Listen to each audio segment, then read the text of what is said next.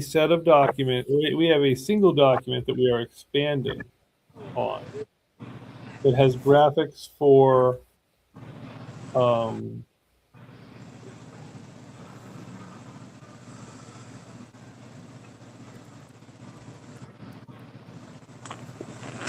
I'm working on a new graphic that has graphics for um, Facebook, Instagram, whatever, for everything we do. And we have words, we have the prompts. You don't have to use these, whatever. They have links built into them right here. And if you do want to post, that's great. And when they fill these out, there's a place to name who referred them. Who basically you guys get credit if people join. If people join as wholesalers, if people join as agents, people join as cold. Boom, boom, boom, boom, boom. Only thing is, a matter of crediting to you guys get money. You get a portion of every sale these ads bring in that you post. These ads bring in. This push is for wholesalers. These are some other graphics we can use for the education or whatever. This push is for cold colors. Right now, that's a big push for us, getting cold colors.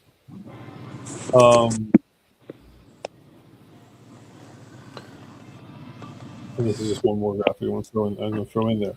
So we have this, and all you do to do this is you go and you I'm taking a picture before I forget to. Is you post the graphics and you post the images. You make sure it includes the link and you tag me. That's it. Tag me, and the me that you tag is. Let me get Pete again. What's going on over here? Alex, man, let me text you. You keep trying to come, and I'm trying to figure out why you're having trouble. So let me just text you right now, real quick. Oh boy.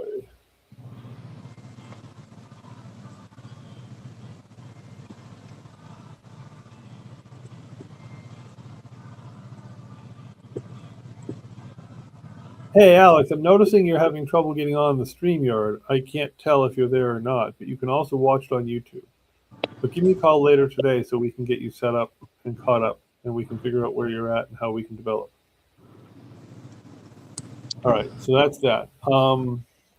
So we have these Facebook ads, and the me that you're tagging is primarily this version of me. You can tag Steve Franco personally, but this is the me you're tagging. Oh wow, I gotta change my brokerage firm. We changed the name. But anyway, this is the me you're tagging, and literally, what I like to do personally is I like to create a post like this one,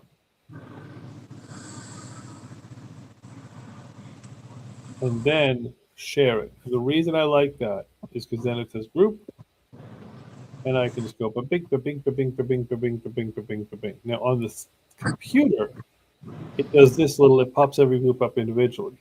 On the phone, at least on my phone, when I say share to group, these are all checkboxes, so I can share to like 20 groups at a time.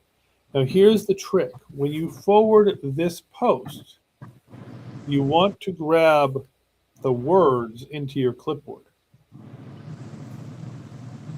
meaning literally copy this. Because some groups have a filter that says, I want to forward into this group, and I won't because this is the wrong ad for this group. I won't let it come in if it's just a forward. I won't let it come in. It needs to have words. So when it shows up as words, words in the actual post, which contains the forwarded post, which is words and image. It's a cheesy way to get through it. Otherwise, you just got to give them something. You have to give them something that speaks to their group purpose. Otherwise, the group filter won't let you post. That's on a group by group basis. So, and this is also the same kind of idea that you can use, and that's what these graphics are for that we've created.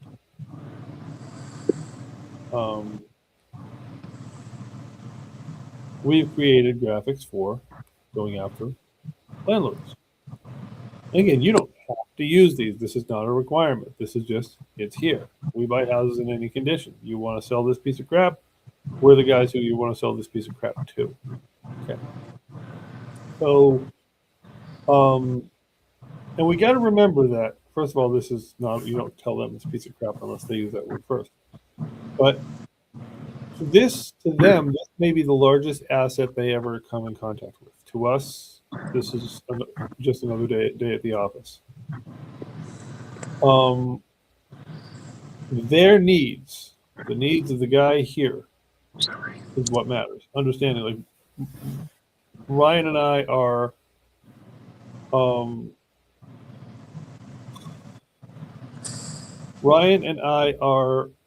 doing one in Plymouth today, which has been a little bit of a quiet season for us. The woman needs to pay off her mortgage. She needs to move on to the next thing in life, and she needs the money to do so. She's vague on what she needs for money. So then we have to look at what she needs for money and how much we can give her. So we ran the property, and we came up. It's a 2-bedroom, 1,000 square foot in Plymouth. Plymouth ain't a great town. We, have run the numbers to determine what it's worth, and so on and so forth. And I'm going to take you through that. And now it's a matter of saying, okay, we think we can, if we buy it and dip it in gold, or someone buys it and dips it in gold. Gold for Plymouth is a pretty low bar. It's more like bronze. But you can say I love Plymouth. But we do that, it's going to sell for maybe 80 grand. It's just what the number is. And this is where the deal analysis comes in. And the deal analysis on flips is 2/3 of the sale price, so 2/3 of 80. So let's say 50 something. Because 20% off is going to be 16,000. So 80 minus 20 is 60. So the most someone can be into it, bought, fixed, and done, is probably 60. And with this particular house, they're going to probably put 20 into it. So 60 becomes 40. 40 becomes 50 becomes 40, and then I have to get a wholesale fee, so I have to go lower. So I should be at 30 grand for this house. And just so you guys understand how that math works, and I'll show it to you with our AI. But with a flip, it's 2/3 or 70% of the sale price. So using a simpler sale price, the sale price can be 150. 2/3 of that is 100. 100 is the most this flipper can put in, bought, fixed, and done. Now, if he's got 50,000 in work and $10,000 wholesale fee, 50, 100 minus 50 is 50, minus 10 is 40. I got to buy that house for 40 in order to let the flipper be able to sell it for 150. Because they're in county that almost never happens. You're almost always squeezing your parts, I guess we'll say. You're almost always squeezing your numbers.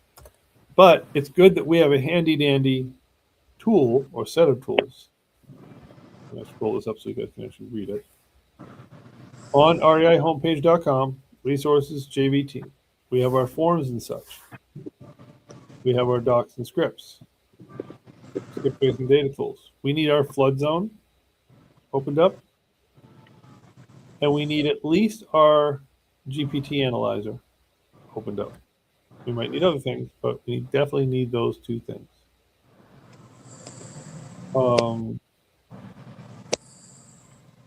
And what are we, and it's going to ask us, it shouldn't come up with all of this because I've been using it, so it's kind of jumpy. Chat's got a bad habit. It should come up like this, is how it should start fresh. Am I starting a new deal analysis? Am I continuing? Am I getting help with a problem? Because this is also your helper tool. Now, the other thing I want to show you in here is we have a GPT that is a team helper tool, which is you can't reach me, you can't reach Ryan, or you have a simple question you think is just a simple question. But understand, GPTs are never perfect. They're always vague. So just take its result as information, but not as a solution. Never go back to a seller with this. So I'm going to do a simple one. And what this does is a lot of launching other GPTs. There's a long version of this yesterday, but I'm going to give it a very simple GPT here. Say, we want flip only analysis, actually flip and rental analysis. It's a 2-bedroom, 1-bath in Plymouth, Pennsylvania that has comparables as shown on the sheet between 90,000 and 30,000, with the $30,000 and $40,000 ones being mobile homes as opposed to houses. The subject property is a 2-bedroom, 1-bath, 1,000 square foot, almost new roof, 20-year-old furnace, some leaks in many of the baseboards throughout the house. So many baseboards, about 10 of them will have to be replaced. Everything else is outdated and not pretty, needs full cosmetics, a kitchen update, bathroom update. It needs to be touched in every which way. So we're going to assume repairs of 15,000 for paint and flooring. We're going to assume repairs of 7,000 for the kitchen and 3,000 for the bathrooms. And we're going to assume repairs of $2,500 to $3,000 for the heating system. And we're going to assume the electrical is okay for now. Now, check out this. Now, for those of you out there, what you're really giving it is all of the information that you collected from all the sources. So I just gave it the short version, but everything you collected, all the questions are in either the seller form or they are in the scripts and questions. And this is not just, okay, so it's very important. The number one thing, for those of you who are not licensed, you are 95.9% wasting your time if you bring me something that's already advertised. It's already on Facebook. It's already on social media. It's already on Zillow.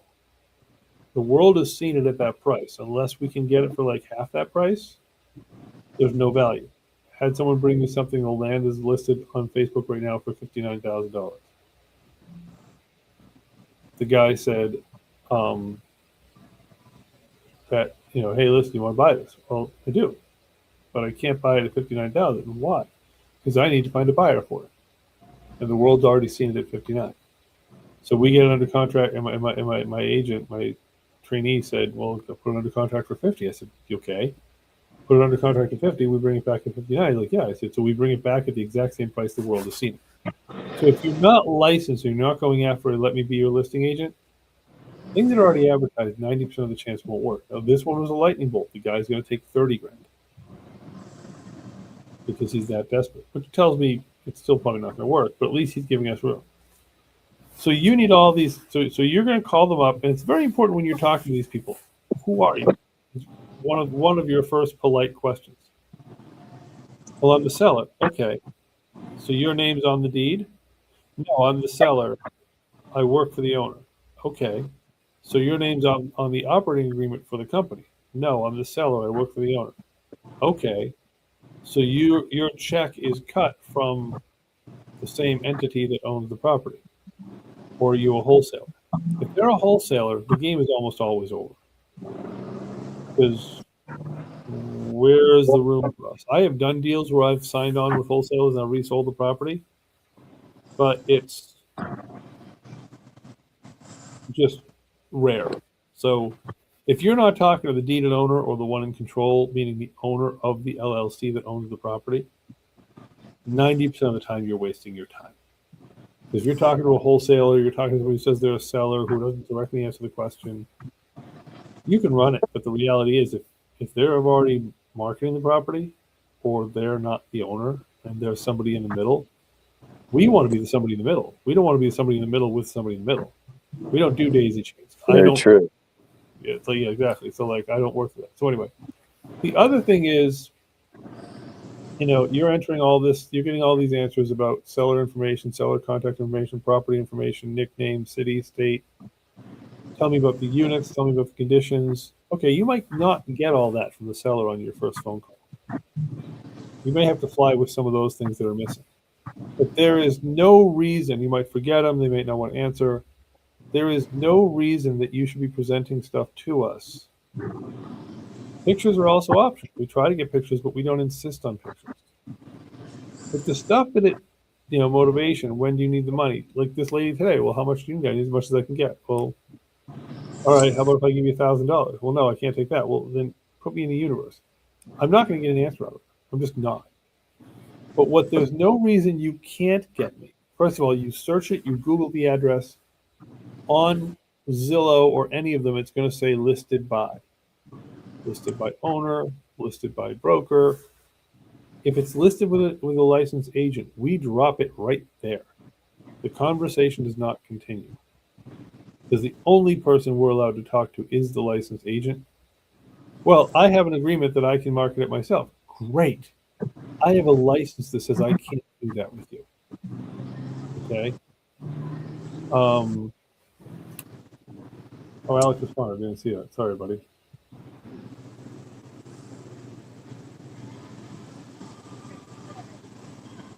Yeah. I'll send you the links later to the YouTube. That's weird, but anyway. So anyway, okay. So back to what I was saying is the ones that you, and I don't know how to say this nicely, so I'm just going to say it not nicely. But the ones that there's no reason that you can't answer, there's no reason you cannot answer if it's MLS listed. Because you can Google that and find that out. No reason you can't know if it's advertised. No reason you can't have the Google link, which is literally the link that when you Google it includes the Zillow and the blah, blah, blah. It's that link. It's Googled it, and that's the URL that shows up. Give me the Zillow link. Also PDF the Zillow so that I can see it and upload that. Google Maps. Give me the Google Maps link. When you go to Google Maps, you enter the address, it gives you a link. Give me that. Boom, boom. You then also want to open up a Google Drive folder for all this stuff I'm telling you you're PDFing. So you're going through it. There's no reason that you can't give me this stuff. There's no reason you can't give me Flood Zone. Flood Zone is right here listed off one of our references as one of our resources, rather. There it is. You enter the address, and it'll give you the picture. And then you simply save the picture down, which will have a little dot for the house. Save that down as a picture. Well, there's absolutely no reason you can't have that.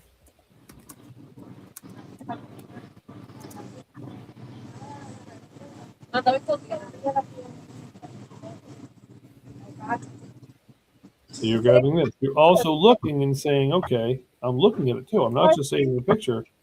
There's no colors going on here. And of course, the map, if there's no colors, you're not dealing with any of these. Whereas if I look at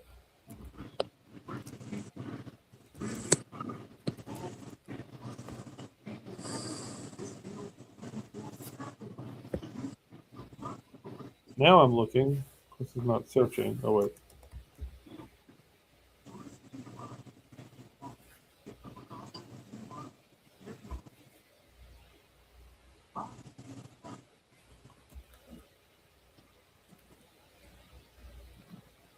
Of course, it's going to be a pain in the butt to me now.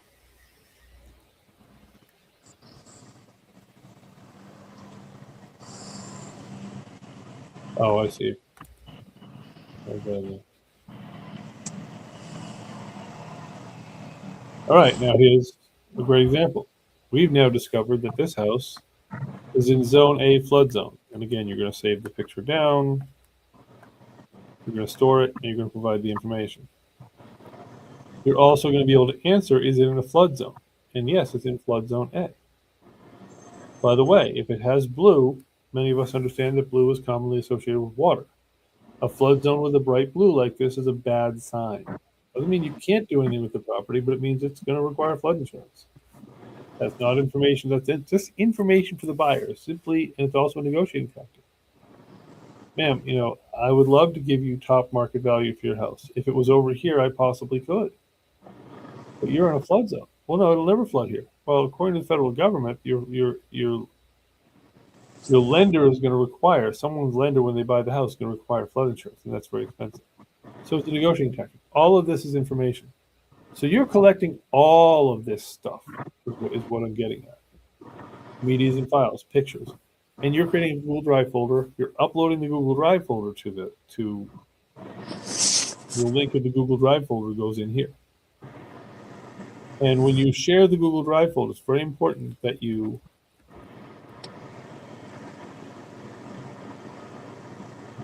that's what the hell I just requested access to. So this is where I'm meant to be. So I want to share this Google Drive folder.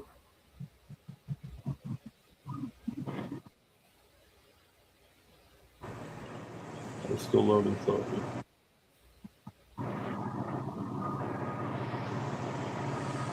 So I want to share. And it's important that anyone with the link at least be a viewer, but for us, it should be an editor. And then copy the link and life goes on. And that link will go back into the form. So we have access to everything. Now, back to what you're running through here is your controller GPT told you to open this GPT. And now you're going to upload whatever we know on the property. You're going to upload your pictures, you're going to upload your whatever. And you say, here you go. Here's everything we get. Your comps. There's no reason you can't run it through batch leads for me. And I'm saying this because most people don't. But there's no reason you can't run a property through batch leads or Flex or whatever your comping software is.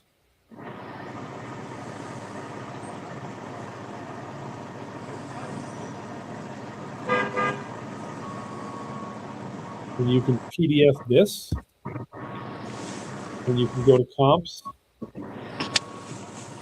I don't even care if the only thing you do is take out active and pending. We don't care about active and pending, we only care about sold.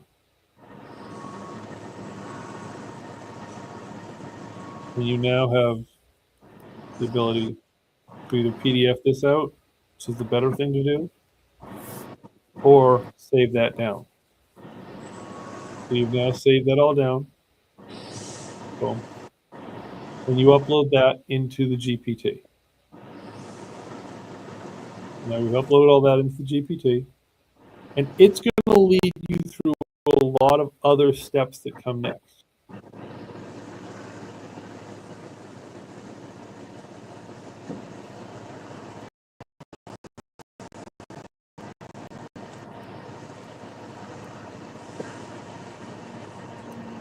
And it's going to kick you back and say, you didn't give me all the stuff. And you're going to say, yep, I know that.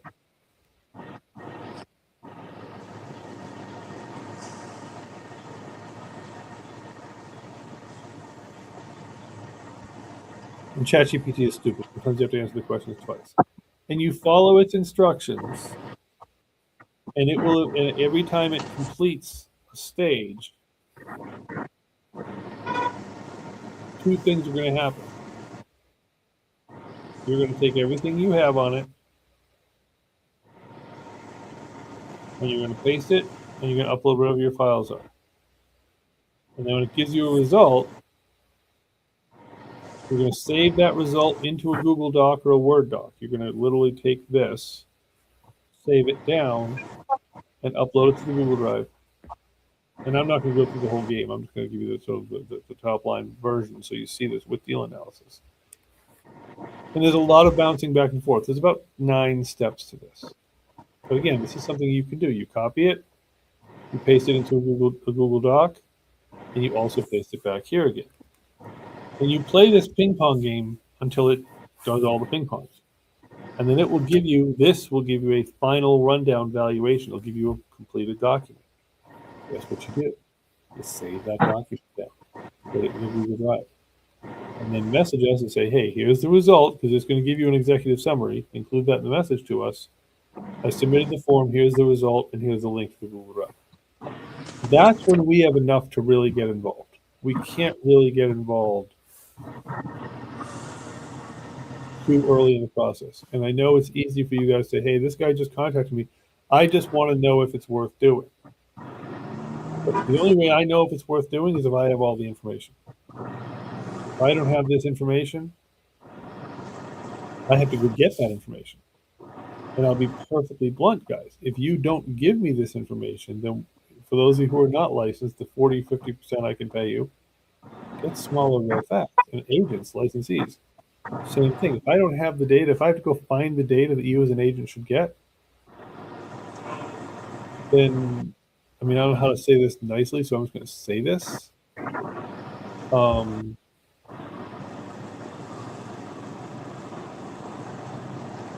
I can't pay you as much.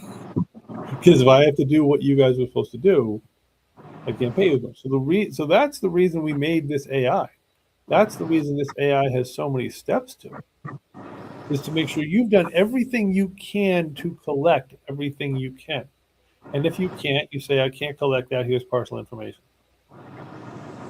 Like one of the questions is asked is zoning. That is almost never a required thing to do, but it's part of what we should get. Okay, can't get that. Don't know how to get that. Don't feel like getting that. Not important right now. Whatever. So it's going to run and give back a final answer. All your deal. Based on some standard things. It's going to ask questions on condition. If you don't know, you don't know. But hey, listen, roof is 10 years old. You're going to give that, and it's going to do the deal analysis for you. Now, what's it actually doing when it's doing deal analysis? And this is the general top line that I want to cover, is just to give you guys an idea. And by the way, this result is not something you go back to the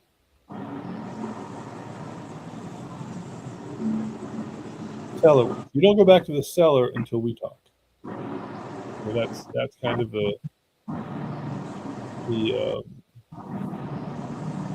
that's kind of the point. That's better term. But there's rehab estimator, and you'll do this from the pictures. You'll do this from what they tell you. Hey, listen, the place is outdated, so you're going to enter in how many units it is, how many square foot, and if it's a multi, how many square foot of common area. The side-by-side double with everyone having their own private area, what do you have, a front and back porch that's common?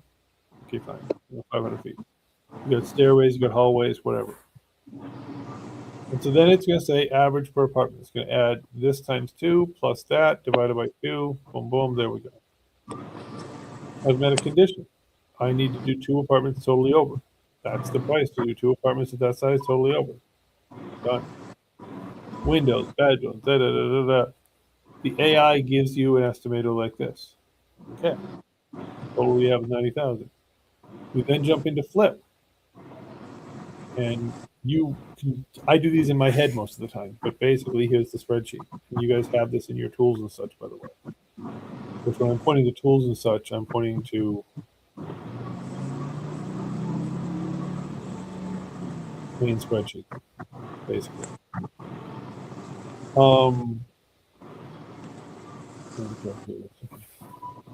So it says, okay, if the ARV is 170, there's my 70%, because the flipper is not making a 30% profit. They're paying their lender 15% on what they borrowed. They're paying their realtor and closing costs 8% on their selling price, and the rest is profit. So they cannot spend more than 30 to 70%. That's the 150 to 100, and then we start minusing. Rehab line item in this case, comes from the rehab sheet, but whatever. So we can spend 119. It's going to take 94 in this fictional example to repair the house. Holy crap. But yeah, it could be that. We have holding costs because we determined on this sheet or on this tab here that we were going to have holding costs, whatever. These can be zeroed out because they're part of the 30%. There's my wholesale fee. Oh, $111,000 minus, so 170 becomes 119, becomes minus all of these things. I can offer the guy $7,700 for his house. You are not going back to call him on that. You are providing this information. And we're telling you when to go back. Rentals. These are the questions for rentals. Rentals are a much more complicated scenario, so you almost never do rentals in your head, rental value in your head. But flip is a very easy one. Because, okay, I'm going to sell it for 170. I'm going to be generous and stupid. You never go up. This is where you want to be harsher, not softer. You want to know, hey, listen, worst case scenario, because what you don't want to do is you don't want to put a property under contract for 70 and find out the world thinks it's worth 60 because you were generous. But let's say this 170 was 180 instead. 2/3 of 180 is 120. Because 18 over 3 is 6, and you're fine. The 120 is all we can spend on it. Okay, in this case of 70%, 126. Minus. So 126 minus 10,000 wholesale fee is 116 minus 94 minus 3,500. Bing, bing, bing. I can offer the guy 14,000 for his house. Now, in today's market in Luzerne County, it's still getting hard to do that. It's still getting hard to give people the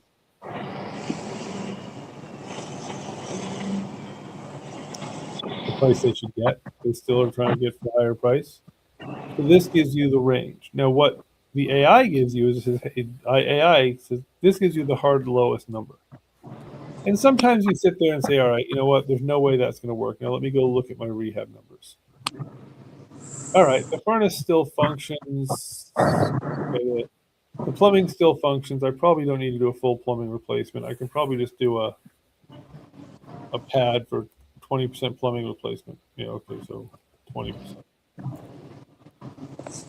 I can probably on electrical do a pad for 20%. And I can probably say holding costs are probably 5 holding costs. So I've now lowered a lot of my costs.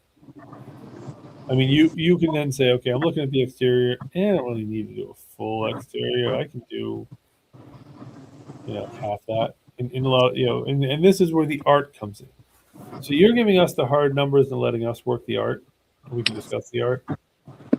And then this all gets figured out. So this is another spreadsheet you have, and you'll download this and you'll upload it to Google Drive, and you put it into the AI. The AI also creates its own. So kind of this is a little bit redundant. But effectively what I wanted to teach you guys was sort of the rule of thumb of how flip math works. And the rule of thumb of how rental math works. There's 1%, 2%, and 10 cap rule. And I want to teach you very, very quickly. The 1% rule, and this is a very standard rule that the world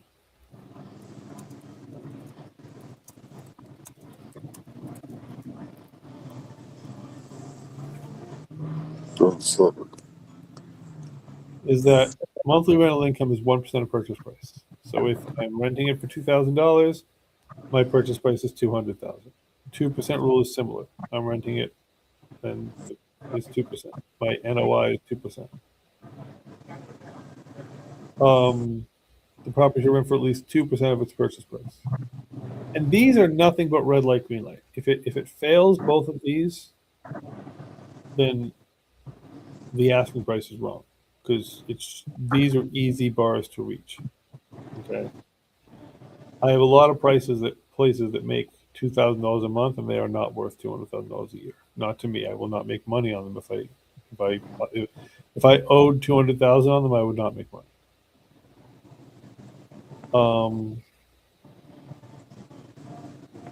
So then the third rule is, and this is not the third guideline, the third rule of thumb is 10 cap. Hard costs. So let's say your rent is $2,000 a month, and let's say your expenses, not mortgage, is $1,000 a month. So that's 1,000 left. That's 12,000 a year. 10% cap rate, meaning divide by 0.1. Place is worth 120. Cap rates different in each market. That's again why. But you're like, okay, 120 is where I want to get it for. 200 is what the 1% rule tells me. Oh, he's asking somewhere in between. That's fine. This is more for your education and your thumbnailing than it is for the actual decision factor. You guys aren't deciding and going back to the seller and saying, hey, you didn't make a 1% rule. We're not talking to you.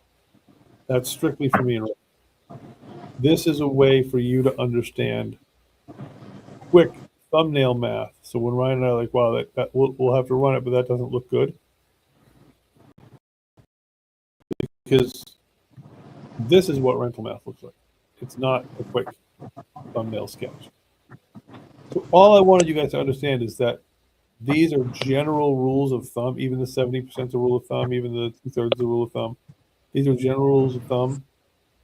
And a great example, and then I'll wrap up with this, is that we were talking yesterday. One of the guys found a 48-unit property in one of the Tennessee markets. I think it was Nashville. And by the way, guys, I got to beg you, okay?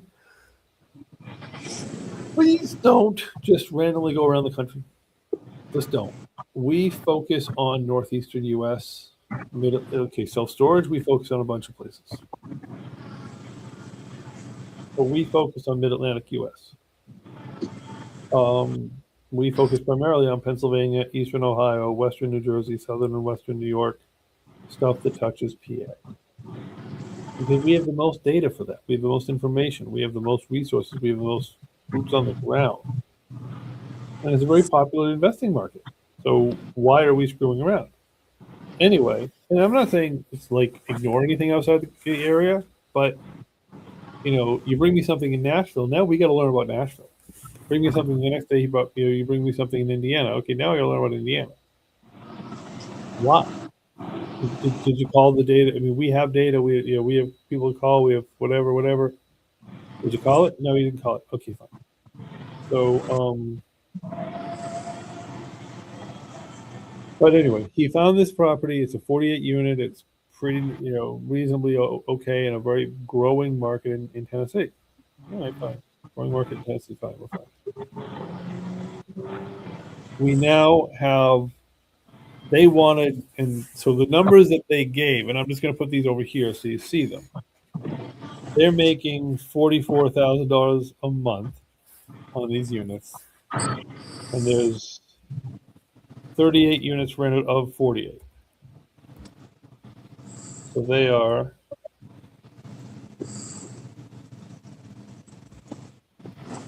and these shouldn't be dollars. These should be straight up numbers. Numbers. So they're 79% occupied, which means 44,000, which means the most this property is going to make without changing anything is $55,000 a year if we're at 100% occupied. Now, I'm going to jump to the chase. I can show you a mortgage calculator, but if they want $9 million,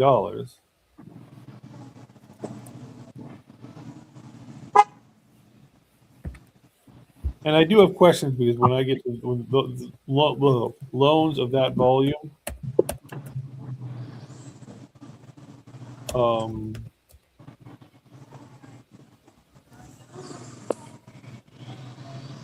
are probably going to be around, might be a different interest rate, but for me, my interest rates that I'm getting money at my scale is 6.5. Is not 6.7, not 67. 6.7 there on 30 years.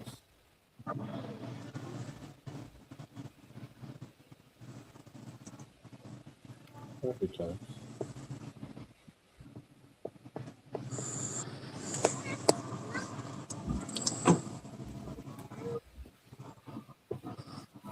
So $9 million at 6.7% over 30 years is a mortgage payment of $61,000. Now, for those of you who are not good at math, if this is my mortgage,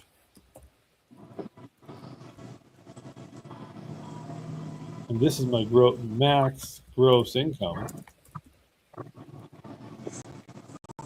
well, if I have a mortgage of that, I can't pay it with that. And we haven't even put in taxes, insurance, management, expenses, repairs, anything else. So instantly, this deal was like not going to happen. So I told Nair, I said, get the guy on the phone, let's have a conversation. And I was hoping there was a chink in his armor, that he was more desperate than we thought. He was just an individual landlord who was trying to cash out for the most he could get. Turns out he's a very sophisticated investor. He runs a syndication company, which is a large-scale investor in things like hotels and large property. And so he has all of his large property syndication arguments of why this still works. And my arguments of, yeah, but based on my numbers, it doesn't. And so there's not going to be a deal unless I can come up toward his number because he's confident in what he has. No problem. But I had to explain him. Say, you know what? Okay, so we have this, and then we had to take out taxes, etc., which is 15,000, and then there's mortgage, yada yada yada. So kind of the whole point comes down to we knew going into it, it was 5-second evaluation. This ain't gonna work. But that doesn't mean we don't run the process. That doesn't mean you don't pull together the data, because we can't have an intelligent conversation if we haven't looked into it. Reality is some markets don't follow this. You want to buy something pretty in Philadelphia, Memphis, Boston, you're living off a lower return. That's entirely doable. But basically, and really all of this information, all of what you're doing when you're collecting the stuff in the ChatGPT, when you're creating the Google Drive folder, it's also Ryan and I can then go back to the owner, or in the case of self-storage, Mike and I. So now, recapping, what I want you guys to focus on is getting in front of actual owners, direct sellers. You're going to end up, we do too, end up with wholesalers at some point. You're going to end up with other types of people in the equation. It's not, it's not your fault if we weren't able to get clarity on who they are. But you want to talk to them. You want to talk to a volume of them. You want to post promotions that bring those in. You want to dial our phone list. We have self-storage. We have mobile home park sellers. We have residential sellers. We have multifamily sellers. We have Pennsylvania. We have other places. Get your data on your own, whatever. We have dialers. We have software and company. And we have right now we can put you in with a power dialer, and you can be dialing. Okay, we have batch leads as a dialer as well. We have all the tools you need. That's job one, collecting the information, putting it into a drive, running the AI, and then being like, okay, guys, you know what? I collected everything I could. I'm never going to be. You're never going to be complete. It is never going to happen. Put it all in. This is what AI says. Here's the information. Let's have time to talk about it. That's 80% of the job, and it is not easy because too many people in real estate right now, and it's a lot of getting no, a lot of getting I don't want to sell, because these lists are not people who raise their hand and said I want to sell. Bluntly, if that was the list, we don't need help. Batch leads list, which if you don't have access to batch leads list, let me know and I'll get you that. But right now we have the Mike and Steve list, which is Luzerne County. We have the larger list. We have the batch leads list.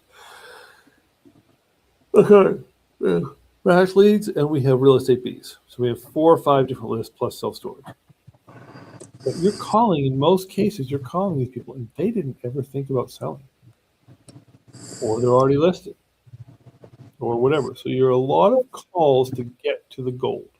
There's a lot of shovel scoops before you get to the gold.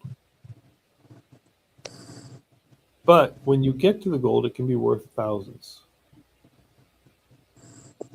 per deal, per closing. So when you build a pipeline and you get that pipeline going, you want to buy data, you want to do postcards, you want to do whatever, great. Whatever you want to do is fine.